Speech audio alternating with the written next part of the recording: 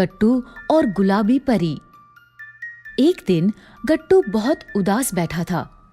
उसका घर में किसी काम में मन नहीं लग रहा था, तो उदास गट्टू ने सोचा कि क्यों न पेंटिंग ही की जाए। गट्टू ने अपनी ड्राइंग शीट पर पेंटिंग करना शुरू किया और पेंटिंग में उसने प्यारी प्यारी तितलियां बनाई और बनाई एक प्यारी सी गुलाबी परी। गट्टू पेंटिंग करते हुए भी न जाने किस बात को लेकर उदास था। तभी गट्टू की आंख से एक आंसू टपककर उसकी पेंटिंग में बनी हुई परी पर गिर गया। आंसू गिरते ही उस पेंटिंग में से खूब सारा गुलाबी धुआं निकला। धुएं को देखकर गट्टू घबरा गया और उसने आंखें बंद कर ली। थोड़ी देर बाद जब गट्टू ने आंखें खोली तो उसने देखा कि उसके सामने एक गुलाबी परी खड़ी है, जो बिल्कुल वैसी ही है जैसी कि उसने पेंटिंग में बनाई थी। गट्टू ने उससे पूछा, तुम कौन हो? मैं मैं हूँ कैंडी, वही गुलाबी परी जो तुमने अभी अभी बनाई थी। गट्टू आंखें फाड़ फाड़ कर अपनी पेंटिंग को उस परी से कंपेयर करने की कोशिश करता है। अरे हाँ, तुम तो यही हो, गुलाबी परी। लेकिन तुम यहाँ क्यों आई हो? जो बच्चे उदास होते हैं, मैं उन्हें पिंक कैंडी देने चली आती हूँ। गट्टू के चेहरे पर एकदम से स्माइल आ जाती है। सच? तुम मुझे पिंक कैंडी दोगी? लेकिन उससे पहले तुम्हें मुझे बताना होगा कि तुम इतने उदास क्यों हो। गट्टू का चेहरा फिर उदास हो जाता है और गट्टू कहता है, मम्मी कहती हैं कि मम्मी इस बार मुझे नानी के घर नहीं ले जाएंगी। क्यों? इस बार मम्मी केवल चिंकी को साथ ले जा रही हैं। और ऐसा क्यों? क्योंकि मम्मी कहती है कि तुम बहुत बिगड़ गए हो गट्टू। ना ही बड़ों की बात मानते हो और ना ही उनका सम्मान करते हो। इस बार मैं तुम्हें नानी के घर नहीं लेकर जाऊंगी। चिंकी, चिंकी, कुछ करो ना, नहीं तो माँ इस बार मुझे नानी के घर नहीं लेकर जाएंगी। फिर मैं नानी के बगीचे के अमरूद और जामुन कैसे खाऊंगा? गट्टू, इस बार माँ तुमसे बहुत नाराज है। लगता है इस बार सच में माँ तुम्हें पापा के पास छोड़ के जाएंगी। रो मत गट्टू।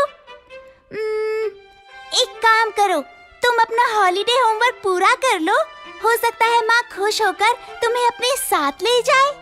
और अगर फिर भी नहीं ले गई तो फिर अब कोई चमत्कार ही तुम्हें नानी के घर ले जा सकता है। चिंकी कहती है कि अब कोई चमत्कार ही मुझे नानी के घर ले जा सकता है। चिंकी बिल्कुल ठीक कहती है, तो चलो चमत्कार करते हैं।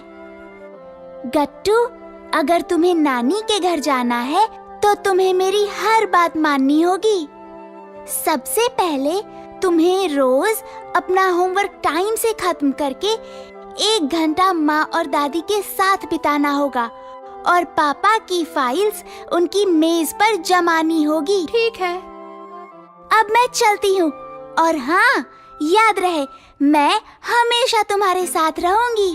इतना कहकर परी छू करके गायब हो गई और जहाँ से आई थी वहीं चली गई। गट्टू ने अपनी ड्राइंग बुक बंद करी और वहीं लेट गया। गट्टू सो रहा था और उसने सुना कि दादी बाहर से किसी को मदद के लिए बुला रही है।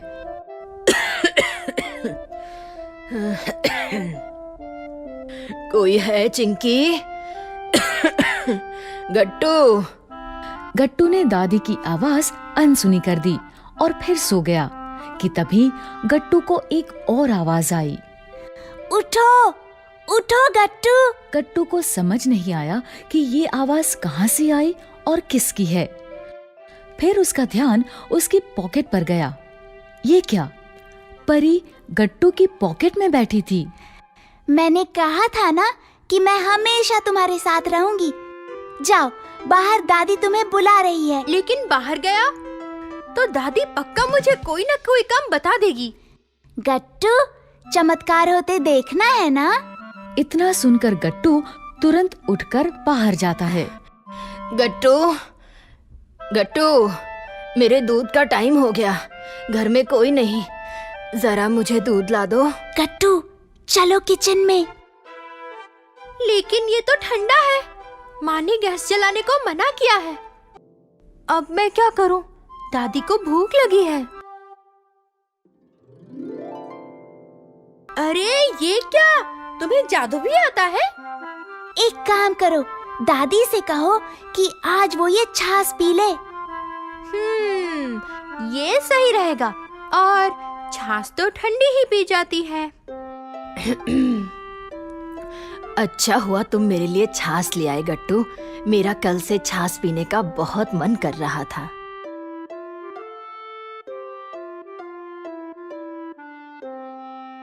कैंडी, सुनो ना, मैं ये बर्तन साफ कर दूं? नहीं गट्टू, तुम अभी छोटे हो, इसलिए इस काम में मैं तुम्हारी मदद कर देती हूँ। ठीक है, तब तक मैं ये सामान फ्रिज में जमा देता हूँ। मम्मी देखकर बहुत खुश होंगी। एक दिन घर पर दादी और गट्टू के सिवा और कोई नहीं था। चिंकी और गट्टू के मम्मी पापा बाजार गए हुए थे कि तभी गट्टू को बाहर से दादी के खांसने की आवाज आई।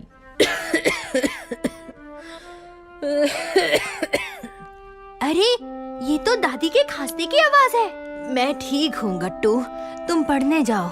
गट्टू घबरा जाता है और परी को आवाज लगाता है।